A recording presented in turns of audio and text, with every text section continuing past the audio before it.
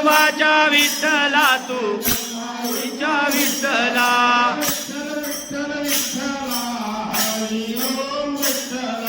विठ्ठल विठ्ठल विठ्ठला हरी ओम विठ्ठला.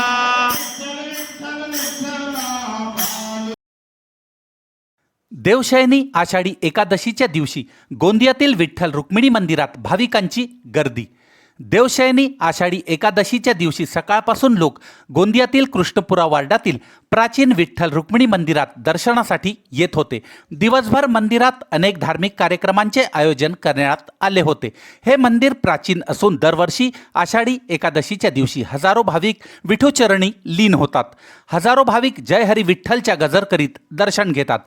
आषाढी एकादशीच्या दिवशी संध्याकाळी 5 वाजेपासून आरोही म्युझिक केंद्राचे संचालक प्रसाद बेडेकर यांनी त्यांच्या वर्गातील सर्व विद्यार्थ्यांसह सुंदर भजने सादर केली. त्यामुळे वातावरण भक्तिमय झाले होते.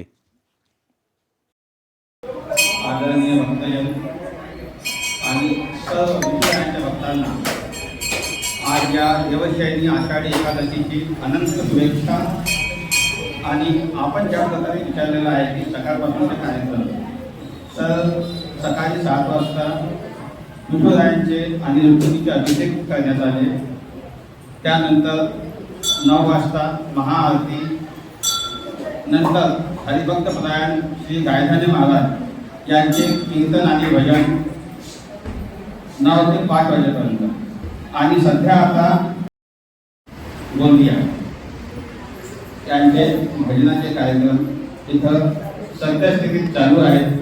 आणि आता रात्री 8 वाजता संपूर्ण भक्तजनांसह महाआरतीचे आयोजन केलेलं आहे. साधारणतः हे मंदिर किती जुनं आहे?